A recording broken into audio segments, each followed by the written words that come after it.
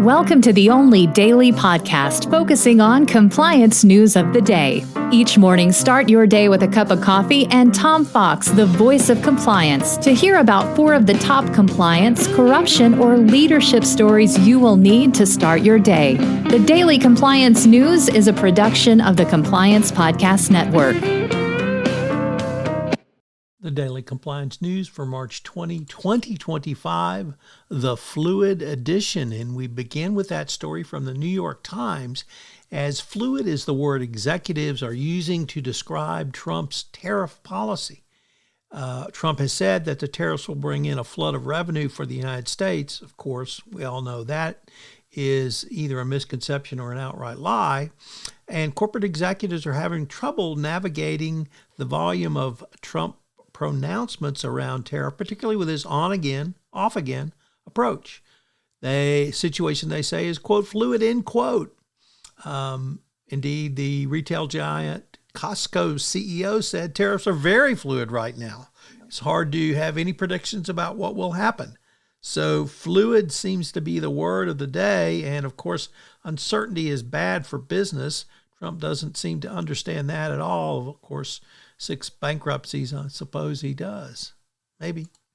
Next up from Politico, Huawei bribery scandal. 4 in the EU are charged with corruption and criminal organizations as a part of alleged cash for influence campaign by Huawei. The Belgian prosecutor said that 4 individuals who were not named would remain in detention, with a 5th person charged with money laundering was released under certain conditions. New searches also took place in the offices of the European Parliament in Brussels on Monday.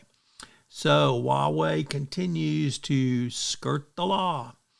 Next up from Reuters, the Department of Justice outlook in healthcare compliance for 2025.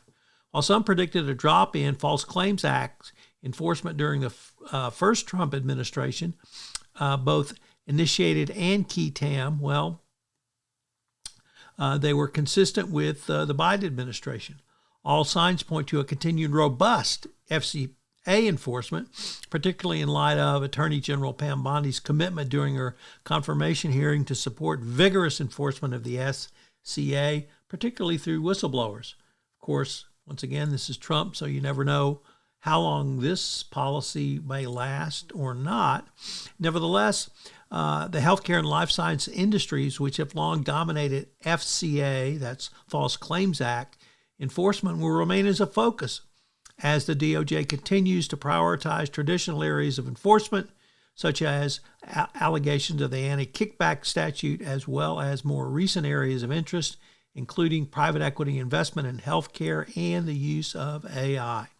The administration has championed a pro-business approach and has ordered agencies to deprioritize enforcement.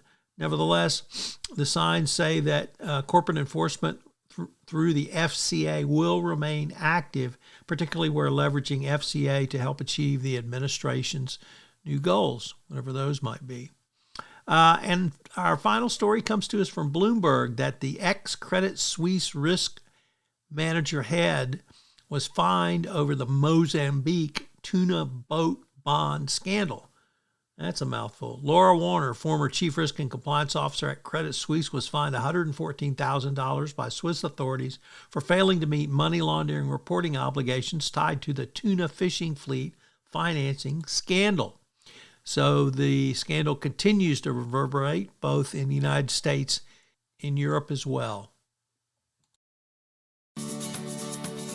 The Daily Compliance News is a production of the Compliance Podcast Network and a proud member of C-Suite Radio. Thanks so much for listening. I hope you'll join me again tomorrow.